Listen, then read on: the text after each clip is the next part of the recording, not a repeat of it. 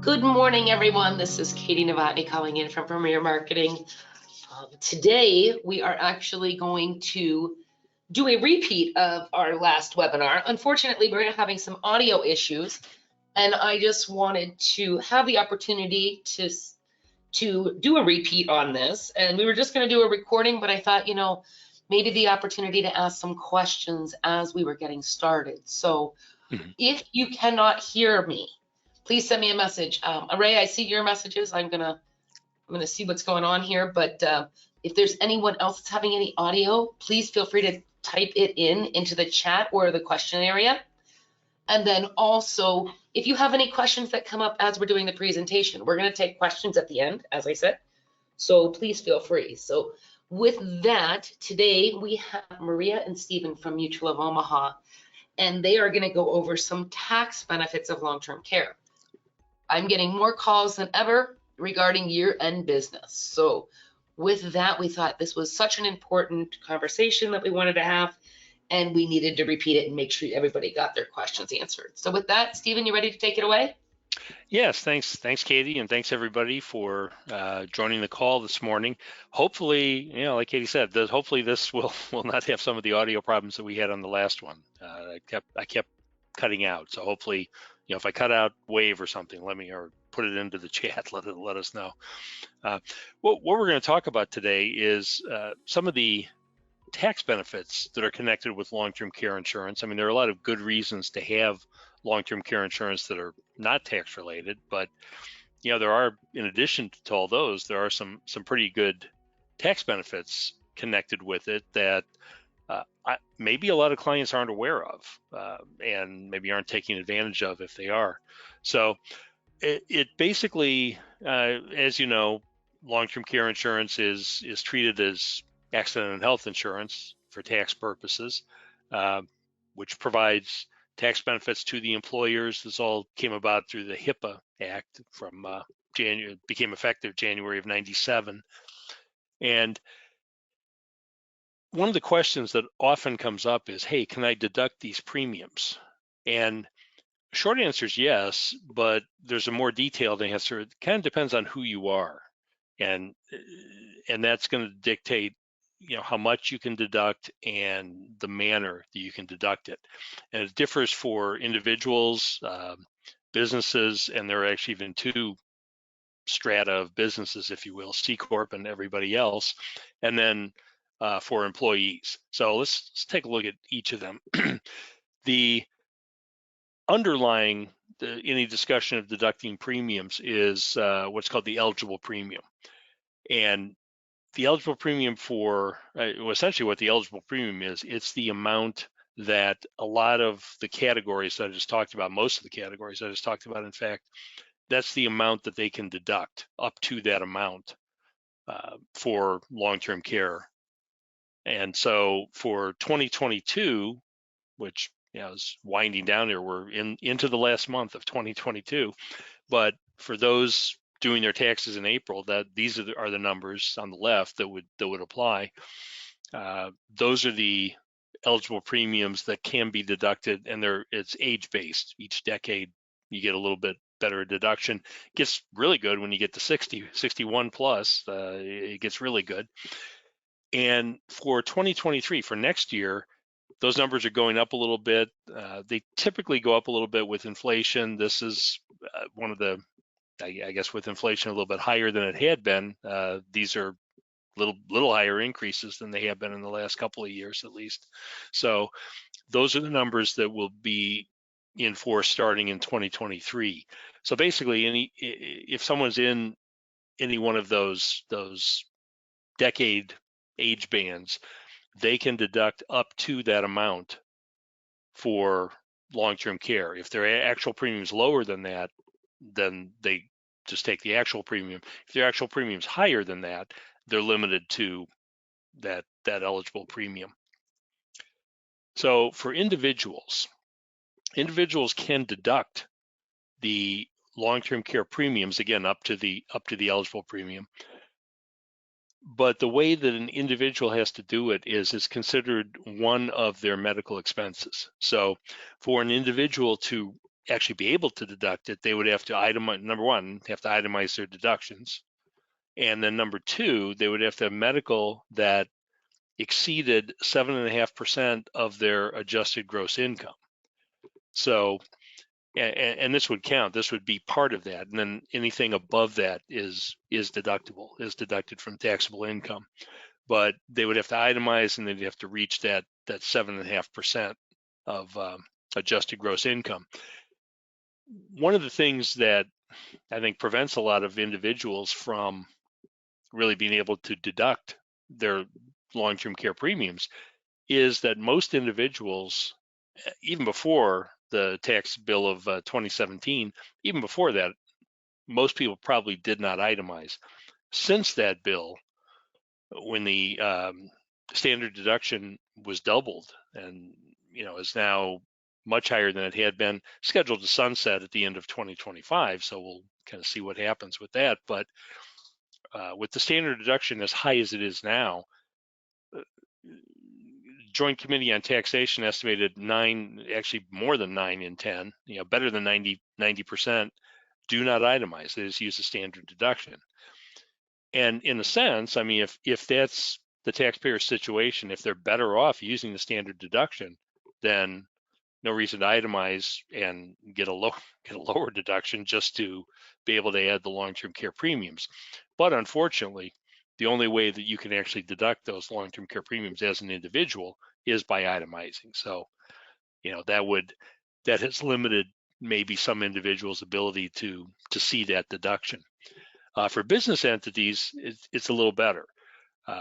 Businesses, again, there are C corporations, and then there's everybody else that's considered self-employed. And self-employed includes, well, literally everything else other than anything that's taxed as a C corp. So that would include S corporations, LLCs, sole proprietors, partnerships. Basically, every other business entity would be considered self-employed. And so for self-employed, they can deduct up to the eligible premium without needing to aggregate their medical to reach 7.5%. They can just that deduction just comes off the business tax return. So it's deducted from their business income without having to meet any 7.5%. And for S corporations, there's a special rule: greater than 2% shareholders. They're typically, for benefits, they're treated as employees, but they're actually treated as self-employed also when it comes to long-term care here. So pretty much anybody other than a C corp is going to have this treatment. So they're able to deduct the eligible premium, but they can deduct it even if that's their only medical expense, which is pretty unlikely, I would say, to be their only medical expense for any given year. But if it was, they could actually deduct that directly from the business income. So for the self-employed, again, it's treated as health insurance. It's treated as income paid to the self-employed owner. It's deductible up to that eligible premium amount.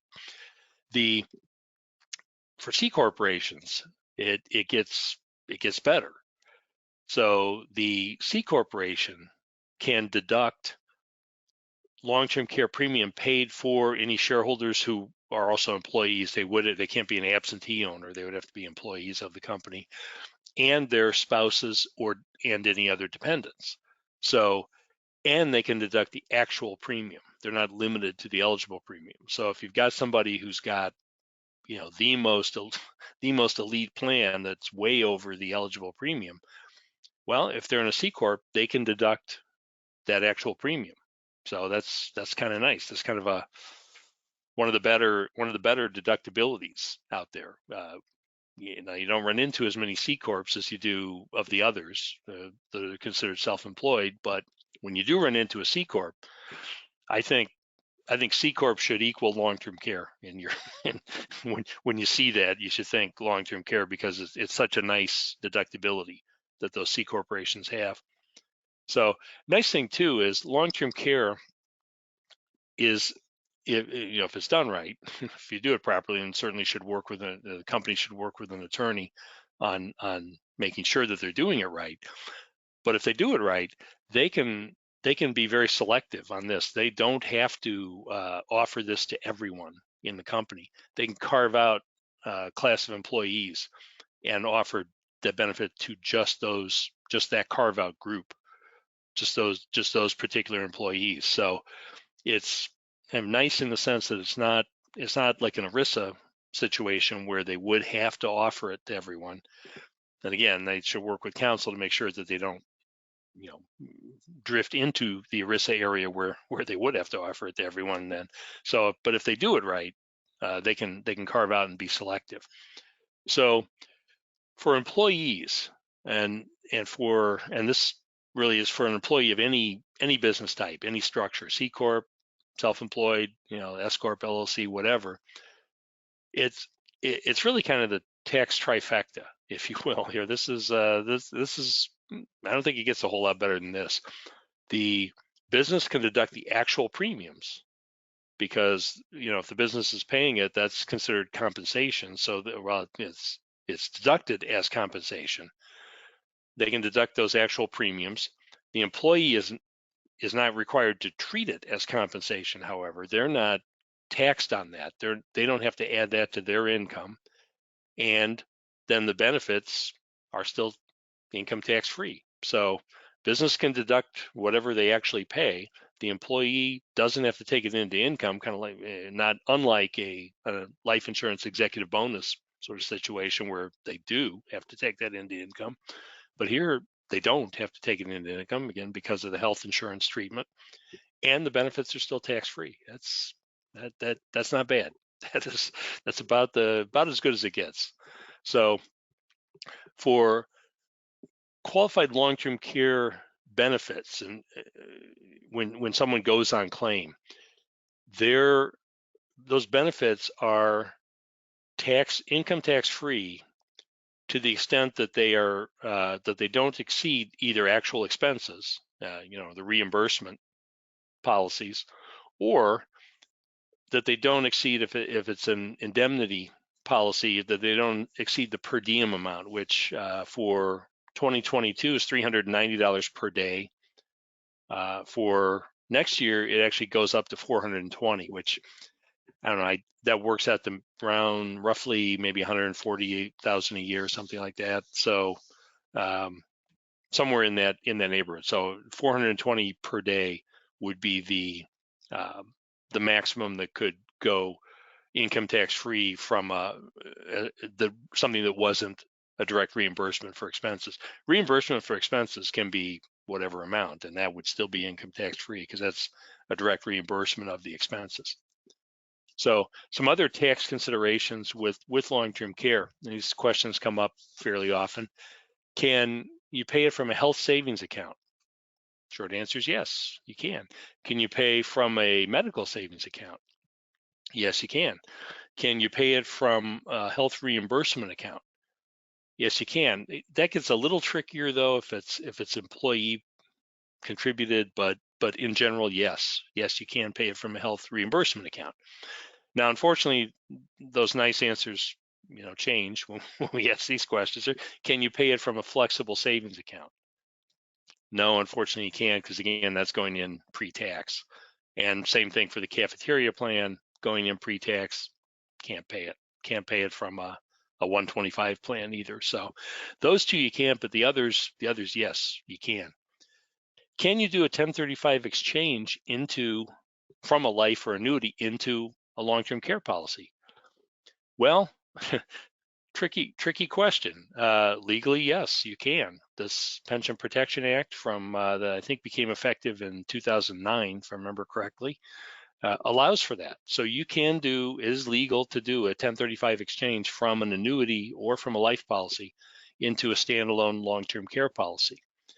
Now, the problem is that not all carriers, in fact, very few carriers maybe allow that. Reason being, there was a debate as to whether a continuing lifetime pay basically was a legitimate 1035. Because is that still a 1035 where you're taking annual payments? if we had a single premium policy, probably an easier answer. But for a lifetime pay, it's a little trickier, and the IRS recognized that this was an issue. As I recall, they said in 2009, yes, we see the issue, and we will issue guidance on that. Now, I know they've been busy, but as of yet, they have not issued guidance on that. So we're still kind of in a quandary on 1035s. You can do it directly into a long-term care policy, but you may not be able to. I mean, because most carriers won't take it. I mean, one workaround might be to do a 1035 into a SPIA and then use that SPIA to pay the premiums. That might be, of course, some of that SPIA output would be taxable then, but that's about the closest workaround that exists right now, at least. So legally, yes, but practically, probably you can't. So return of premium on long-term care, and this is maybe the good side of most people not itemizing. Return of premium is tax-free to the recipient as to the extent that it wasn't deducted. So if somebody's just taking the standard deduction and they're not deducting their long-term care premium specifically, and they have a return of premium policy, then that would come back tax-free. To the extent it was deducted, and it could be a little complicated if, with that 7.5, how much of this was factored in, can be a little complicated, but in general, if you've deducted it, then yes, that would become taxable income to the extent it was deducted. So, but if it's not deducted specifically, then it does come back income tax-free. The gifting rules are actually the annual gifting rule is changing next year too. It's going from 16,000 to 17,000 per donor per recipient. So, of course, you can split gift, you can aggregate that if you have multiple donors or multiple recipients. But gifting for medical expenses and including medical insurance has a different set of rules. The gift deduction doesn't apply. That 16 going to 17,000 doesn't apply here. If it's paid directly to the provider, it's unlimited. And that's, you think about it, this is kind of similar to the tax advantages of, say, a reimbursement policy, unlimited. And it works kind of the same way if you make a gift to the individual to pay those, well, then you're limited to the eligible premium. But if you make the gift, make the payment directly to the provider on behalf of someone else, unlimited. So that's kind of a nice exception to the annual gifting, and it doesn't come off your lifetime gift as well. Now, we've talked primarily about federal taxation issues, but a lot of states have some good incentives to get long-term care. And we were talking just before the call, we were talking about states that are looking to maybe save some money on Medicaid expenses. And I think a lot of them have realized, well, one way that we could save on Medicaid expenses is if we really give people an incentive to get their own long-term care. Well, so a lot of states have some pretty generous state tax credits and state tax exclusions for people that have long-term care in place. So rather than go through all the states that we're aware of here, I'd encourage you to check out the American Association of Long-Term Care Insurance website, because they keep track of all the state incentives. And keep in mind too, I mean, if the state has no state income tax, they probably don't have a state incentive, because that's generally the incentive, is you get a break on your state income tax. So if there is no state income tax, there may not be a state incentive, but a lot of states that have an income tax do have a pretty nice tax break. And speaking of states, I'm sure you've heard a lot about the Washington CARES Act that passed last year, and originally was going to be implemented this year. But early this year, literally the same legislators who passed it, there hadn't been an election in between, it's literally the same people that had passed it, voted 91-6 to say, wait, we forgot a few things. So they're in the process of fixing it right now, and it is scheduled currently to start implementation July 1st of 2023. By implementation, I mean that's when they are scheduled to start the collecting the payroll tax. They actually had started in January, but then they said, no, we got to put it on hold. They refunded whatever they'd collected up to that point. They are going to start collecting the payroll tax July 1st that is designed to fund this long-term care program. Won't go into a lot of detail on the program. That's a whole different presentation that we could do, but it's essentially a payroll tax that's designed to provide some fairly minimal long-term care, but at least some long-term care, to delay the state having to kick in Medicaid is really the primary reason. And I think the reason we're spending so much time in the state of Washington, you may think, well, I don't live anywhere near the state of Washington. I don't have any clients in the state of Washington. There are a lot of other states that are looking at doing something very, very similar to Washington. In fact, some states have introduced bills. Pennsylvania, for example, introduced a bill that was almost exactly the Washington bill. I mean, it was a almost perfect copy of the Washington bill. Now, that didn't go anywhere in the last session, but starting in January, they've got a new legislative session. It's probably going to be reintroduced and might go somewhere. Other big states are looking at New York, California are fairly close to getting something similar to this Washington program. So I think thinking about this, I think now is a good time to talk to people about long-term care with this in mind, with the idea that, I mean, I'm not saying the sky's not falling, but it's starting. The process is starting. We've got most states, you've probably got a year or two to get some long-term care into place, but to the extent that you can get that long-term care into place before their states implement these laws, those people will probably, it depends on the language of the law, but if they copy Washington, those people would be able to opt out of the payroll tax. And so they could not only get, the coverage that they really want rather than the fairly mediocre coverage that, Washington and some of these other programs would provide, and probably, and get it at probably a lower cost than they'd have to pay for the payroll tax. But also have a program that's portable and they can kind of use it wherever they happen to live, and a lot of advantages to having their own standalone policy versus going with the state program. So I just encourage you really in any, because a lot of states that you would never suspect would enact a payroll tax are looking at doing exactly that. So I'd encourage whatever state you're in, start looking at this and start talking to people about getting some long-term care into place, with the idea that this over the next handful of years is probably going to roll out to most states, if not all. So another great tax benefit, and this doesn't come up real often, but if you've got clients that qualify for this is actually a tremendous benefit. How earlier I'd said, well, you can't really use pre-tax dollars to pay for a tax-free benefit, essentially.